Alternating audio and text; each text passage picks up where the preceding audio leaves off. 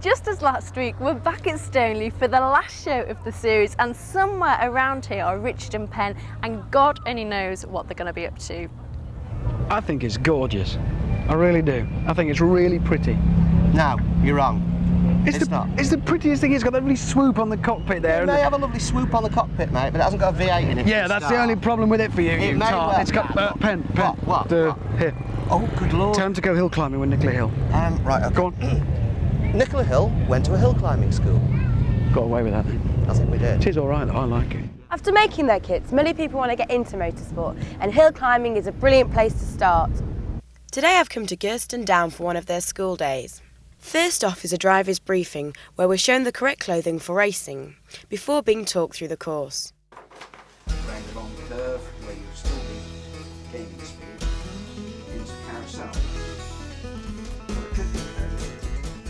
Next, the drivers are split into 3 groups and walk the course with our instructors. You're coming down and then you're just lifting slightly to continue. Whatever.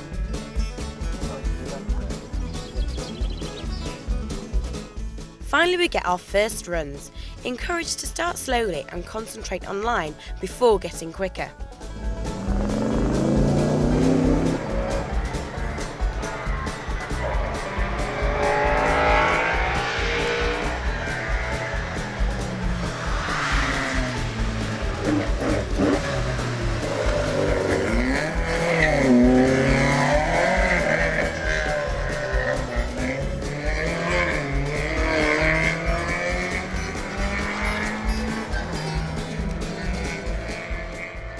After the runs, our instructors talk through how we did.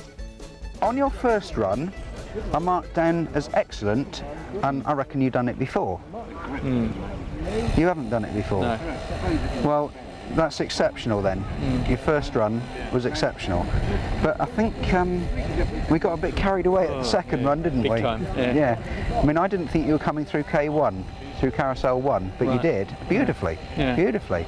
But I don't know how you managed to do that through 2. I think you were going a bit quick. I think what I was doing was I was thinking that I should have held onto the gear until halfway up the hill, or towards the top of the hill. Yeah. And that distracted me for a moment. I just carried a little bit too much in there. Yeah. Because I realised as I was changing down, I shouldn't be changing here. I should be waiting up till at the top. Yeah. Anyway, it's just Never mind. Never mind. Keep it a little bit slow next time. Well, half of it's to keep the spectators happy. Yeah. And you certainly did that. Right. You'd have had some cheers, so it was great. Yeah. Very good. But you smooth it out, and it's going well. Going very well.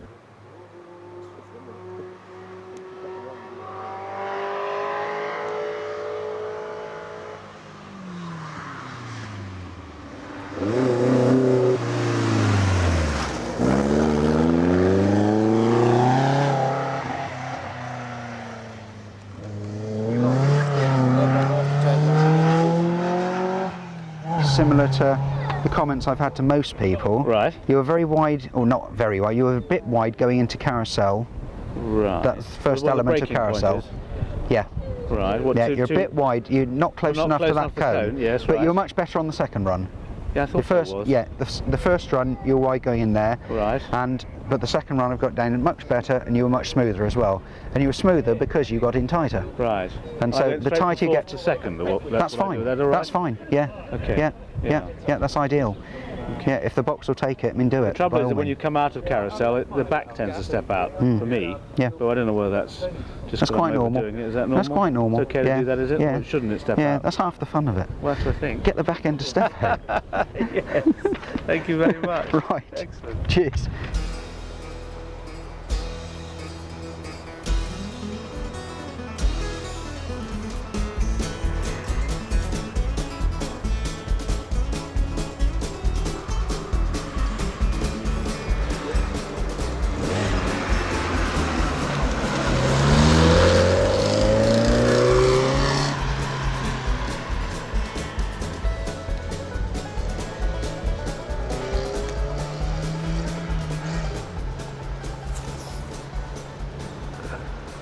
You enjoying it? Yeah, wicked, yeah, really good. Good. Have you driven one of these before? Never. Ah, I see. Right. That's probably It's a why. long bonnet, isn't it? It is, It's a long bonnet to position. Yeah. Yeah, if you can get a bit tighter to the cones. Right.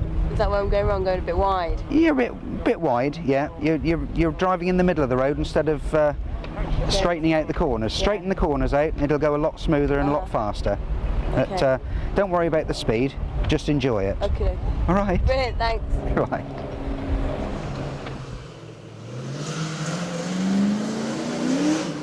Well, after my day spent hill climbing, I would say that it's great fun, lovely people and a really good atmosphere, and it's a great way of getting into motorsport. And even a standard build like this Westfield is quite competitive on the hill. Well, that's me done for the day. But don't tell anyone, this is coming home with me. Bye! Look, it's a tiny, tiny little truck. And it's sitting on, well, it's not a tiny little truck, but it's actually a 3/4 replica of some of the enormous American trucks that you must have seen on television. It's absolutely gorgeous. Unbelievably, it's a transit van underneath, very much underneath, and it's built by Peter. Boy, have you put some work into this. Why? Why did you do this? I just wanted to build something. Everybody builds kit cars. There's nothing for the truck world. And I wanted to build something that was as impressive as some of the cars, but totally different. You've got here behind you this picture. You won't believe this. Got to have a look at this. There it is. That's Big Daddy. That's where we started. And we're talking a year and 2 days ago when you actually sat down and said, right. I spent 3 months on a computer actually trying to get the scale proportions right from a model kit to what I actually wanted, and then started actually physically building it a year and 2 days ago. That's an incredible amount of work, and I do know that we're talking pretty much every single day. 3 whole days a week, because 4 days I had to earn a living, but 7 nights a week for a year, with Boxing Day working half a day, and Easter Sunday was a day off. Otherwise it's 7 days a week, 7 nights a week. So eat, sleep, drink, live this truck for all of that time. What's going to happen to it now? What do you envisage is going to be done? It's gorgeous to look at, but it's a very big toy. Very hard to know. It's the kit car show, but it possibly will end up as a promotional vehicle with some of the big companies. We've had inquiries delivering flowers from Holland to race car teams to just promotional days for various. Unfortunately, I don't know where it's going. Well, it's an exciting time for it. It's an amazing thing. It's absolutely beautiful. It's one of a kind, and you very kindly said we're going to have a go in it later on in the series. No problem at all. Got to do that. Yeah. Thank you.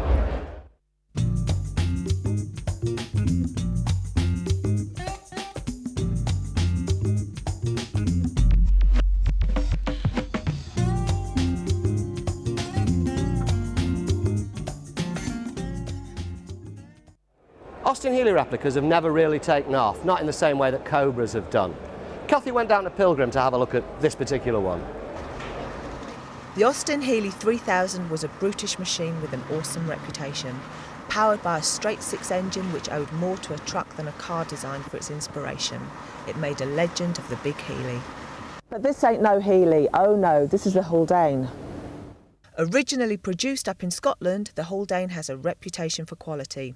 However, they got into financial difficulties trying to get the car through limited type approval. So Pilgrim stepped in and brought the project under their wing, although Haldane is still run as a separate concern. And as you can see, the car is gorgeous.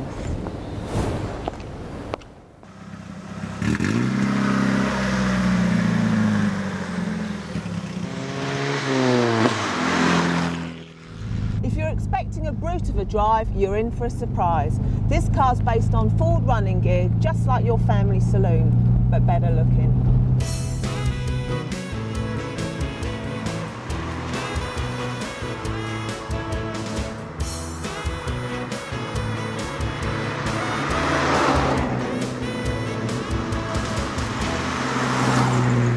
You'll find it cheaper to insure, and it'll hold its value better too, which is nice. So the running costs for this beauty are better than a normal tin top. And unlike a real Healey, the GRP body and backbone chassis are not going to rust away beneath you in a hurry.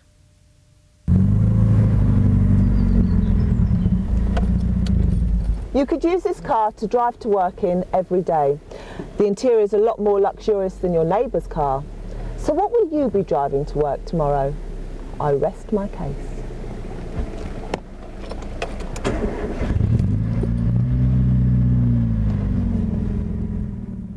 As the regular viewer to the programme that you are, you'll know that Cathy was expecting a baby. Well, just before the show started, we had a phone call from Cathy to say that she'd given birth to a baby boy. Mother and child are both doing very well, and everybody at Kits and Cruising sends our very best wishes.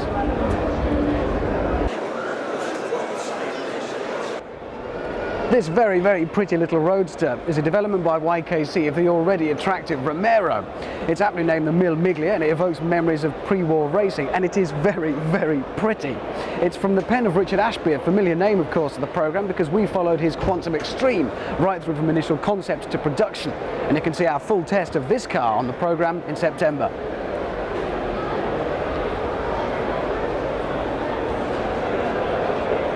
Specialist sports cars have been beavering away for quite a while now, refining the Stylus. That's the car that they bought from Silver.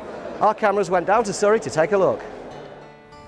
We've been involved with the Stylus Project nearly 3 years now, 2.5 years as a manufacturer, and about half a year leading up to us taking it on. It all came about when I was offered early retirement, and the Stylus was put on the market at the same time, and it all went from there. We can now offer either Escort running gear or partly Sierra and Escort running gear.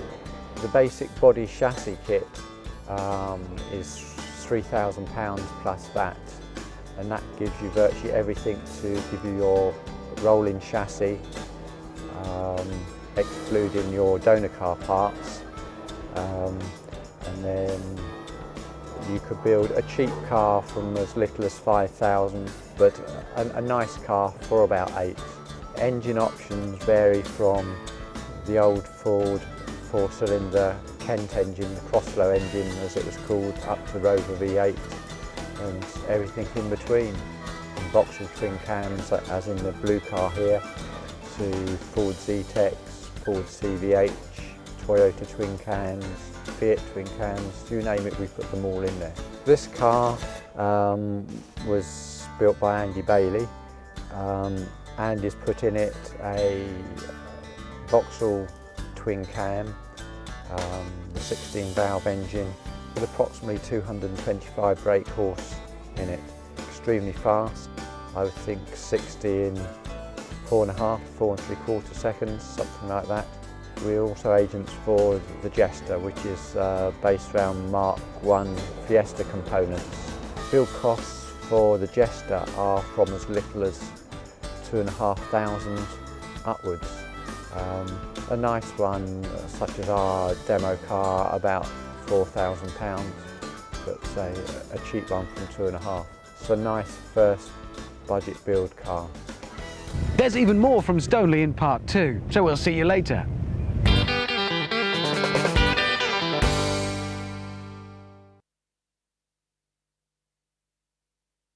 Now, back at the Stafford show, the JBA stand was sparsely populated. One car turned up, so that was the end of that feature. But today is a completely different story, and with me is Peter Henstock from the JBA Owners stand. Peter, thanks for joining me today. Pleasure. What's the history of these cars, because they're in such pristine condition? Well, JBA is Jones, Barlow and Ashley. There were 3 automotive engineers who got their heads together and decided to design a car that we think images the 30s SS Jaguar. Basically, it's a Ford-based car on a separate steel chassis, using Ford components mainly, Ford engines, Ford gearboxes, derived from the Cortina, and the newer models from the Sierra. I see. Now, you're an owner yourself. How easy was it for you to put together a car like this? Because they're so different, I think, from the kit cars that we've seen earlier.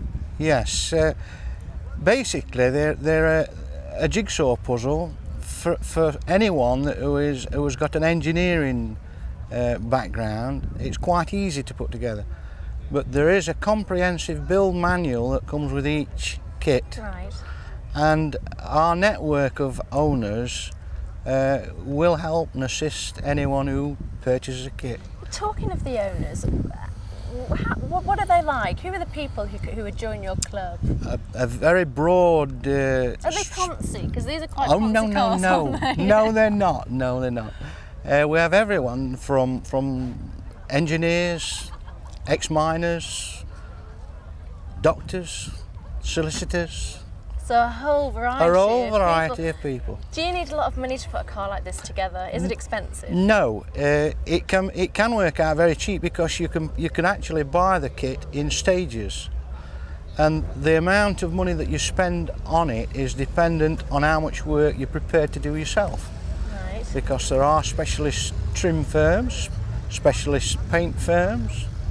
That you can spend quite a lot of money. It's big business then. It's big business, it is big business, yeah. Now these cars have fame on their side. They've been in an ITV series, Chancer, haven't they? That's right. How did that come about? Well, they just wanted a car that nobody recognised, basically. And the volume of cars that were coming out of the factory at JBA at that time enabled them to have, I think there were about half a dozen that they had and renamed the Leopard. Uh-huh. And the Owners Club were contacted by the film company, and several owners' cars appeared on the actual programme. Ah, so everybody watched that series, obviously. Yes. They're glued to the screen. Yes. A lot of members cried when the factory went up in flames. Oh, I bet they did. Is it fun being a member of your club? It is a fun. It's we have holidays together. Last year we were in Scotland for a week. The year before that, and this year we are in Holland for a week. Because we have a thriving membership abroad in Holland, Belgium, Germany. All over. All over. Yeah. So it's not just about owning a car. It's a way social of life. Is it a social life? Social life. Yes, it's very good. So what's next? After today, what's next? After today we have a short break until the end of the month. Next bank holiday is at Harrogate show. We have several weekends organised away, a Derbyshire weekend where we tour the Dales. Yeah. We have a flying weekend at the Old Warden Airfield, organised by a member, where the vintage aircraft will be flying. And of course, we're never very far from a pub that serves good ale and well, what else? we can have a meal. That sounds good for me. Is there any nearby now? No, not here there isn't, no. Such a shame. Thank you so much for joining us. It's been a pleasure. No, it has. Thank you. Thank you. This cheeky little chappie is the Silver Jester. Well, I say silver, it's now built by Harlequin, and the producer of this programme is thinking of building one of these things himself in the future. So currently he's at night school finding out which end of a spanner to hold. In the meantime, this is the new Silver Phoenix, a much heralded car. Harlequin are agents for this, and we're going to be taking a very close look at this in a future programme. In the meantime, we can certainly rest assured that it's going to strengthen Silver's position in the kit car race series, and it's gorgeous. If you've seen anything you like on Kits and Cruisin, then why not send for our free fact sheet? All you've got to do is get yourself a large self-addressed envelope, 226p stamps, and send it to Kits and Cruisin, Granada Television, Key Street, Manchester, M60 9EA. I'm back in the sunny town of Nantwich to meet another car owner. This is Dave. Would you like to get out your car and show me your impressive piece of machinery? Well, this is a 1956 Ford Popular with a supercharged Rover V8, a 3.5-inch roof chop. The body has been sectioned over the chassis 2 inches, and well, I've done it all myself. It must have taken quite a while. I've actually owned the vehicle for 25 years now. Really? And what state was the car in when you first bought it? It was very rusty. The body was hanging off the chassis. It must have cost a small fortune to get it to this state now, because it's absolutely beautiful. I dread to think how much I've spent on it. I don't want to say because the girlfriend's listening. Oh, I don't blame you at all. Is it a car that you can use for everyday use? You can do, but you've got to stay on top of the cleaning, so it tends to get used in the nice weather. If you can have a walk around and just talk me through your engine, because It's not an engine you put in a normal car, is it? No, it's out of a Rover. The engine has been totally overhauled and tuned. The supercharger actually came off a crane, and that's been modified for automotive use. Is that typical for a car like this to take bits and pieces from other? Yeah, taken from everywhere. Really? Yeah. Well, Dave, thank you so much for showing me your car. I'm suitably impressed. Will you take me for a spin? Sure, yep. Well, the girls pulled. I'll join me next week, and God knows where I'll be.